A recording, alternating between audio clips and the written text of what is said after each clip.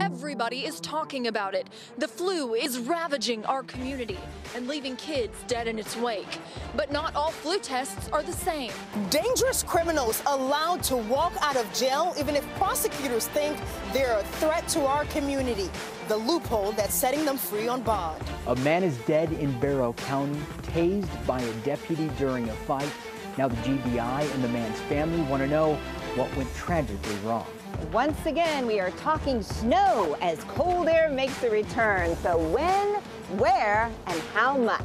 But first, a neighbor says a railroad crossing arm doesn't work at the spot where an Amtrak train carrying some Republican members of Congress plowed into a garbage truck. One person was killed, but the Georgia lawmakers on board are all okay. African leaders have apparently backed off from demanding an apology from President Trump for comparing African countries to a filthy bathroom. That's after Trump sent a letter to the African Union pledging his deep respect. $11.8 billion. That's the total of insurance claims from last year's deadly wildfires. More than 32,000 homes were damaged or destroyed in what is now the most expensive series of wildfires in California history. And exclusive new details tonight about possibly dangerous criminals being allowed to walk out of jail even if they're considered a threat to the community. That was nearly the case with these two sisters accused of beating 3-year-old Kwan Mason to death with a baseball bat all over a cupcake. Just 2 days ago, LaShirley and Glendria Morris walked right out of jail could have walked out of jail on bond. How? Because the DA's office missed a crucial 90-day deadline to indict them and keep them behind bars.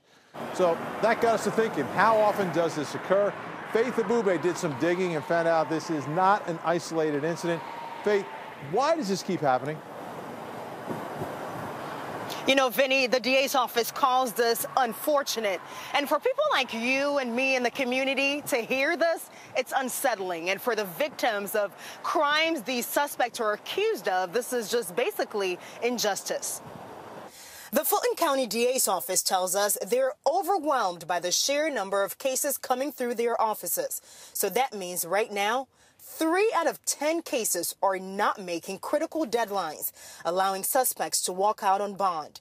A spokesperson tells us there are 4 major reasons they're missing the 90-day deadline to indict suspects. A spokesperson tells us there are 4 major reasons they're missing the 90-day deadline to indict suspects. They say the number of homicides in Atlanta are just too high, 3 times higher per population than that of New York City, and 6 times higher than in L.A. They also tell us the cases are very complex because of gang activity.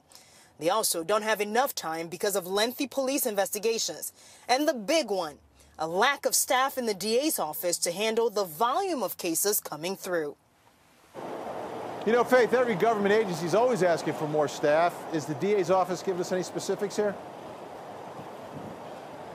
So right now they're telling us they need 225 attorneys on staff for them to have a full staff, but the budget they have only allows for 103 attorneys, which means their workload is very heavy. They tell me they keep asking local governments for more funding, but so far they just keep getting denied over and over again, Vinny. All right, Faith, there's got to be some sort of solution to this. Have they figured anything out? One thing they're thinking about right now is the opportunity that's come up with a new mayor in office here in Atlanta. They're hoping with fresh new eyes, they can go forward, talk to Mayor Keisha Lance Bottoms, lay out all the problems for her to see, and she'll be able to help them fix the problem. So far, that's what they're hanging their hats on. We're hoping this gets fixed really quickly because this is such a big problem. Yeah, bottom line, though, until then, victims of some of these horrific crimes have to deal with knowing there's a 3 in 10 chance of them walking out on bond, even if they shouldn't. Thanks so much, Faith. A lot of folks online upset today about what happened inside a DeKalb County courtroom. Dejanelle Fowler was sentenced to 15 years in prison for the murder of her 1-year-old child, Skylar.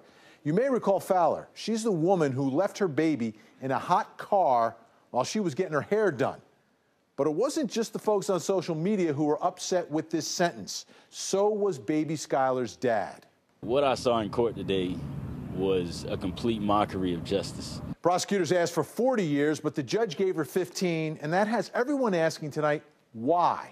Well, to understand why, we've got to take a closer look at what judges consider when sentencing a criminal defendant.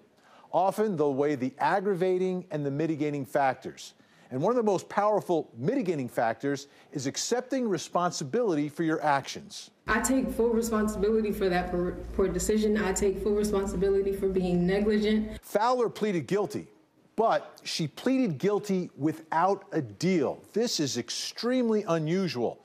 Defendants plead guilty all the time, but 99 times out of 100, they get a deal from prosecutors. Fowler did not. And from the judge's perspective, this is more proof of her accepting responsibility. Now, another big factor for judges is the defendant's criminal history. And here, there is none. But I don't think that justice requires that I throw the book at someone who has absolutely no prior record. I don't think the record shows that I should throw the book at someone who the record shows has been nothing but a loving mother. So while we may not agree with the sentence, our system does give judges discretion. And in this case, that discretion helped the defendant, who will be free in her 40s. FLU. 3 little letters terrifying people across the country tonight as the epidemic spreads, filling emergency rooms, and for some, ending their lives. We have almost 3,000 comments on our Facebook page sharing many theories about the flu, vaccines, Tamiflu, chemtrails, home remedies. There's a theory out there for everything. We hear you, but cut through that noise, and this is what we know to be true.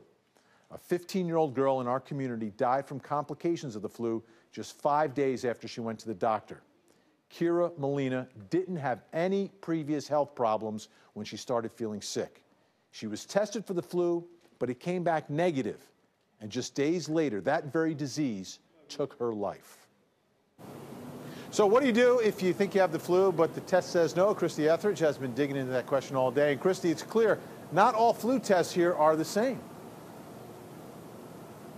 Not at all, Vinny. Some take longer, some are more accurate, and some work better in kids. But maybe the trickiest part about these flu tests is that they're only about 63% accurate, the rapid ones at least, and that's what most people take. That means 1 in 3 tests are going to give you a false negative or a false positive. And that's what happened to this one mom after she went to the ER.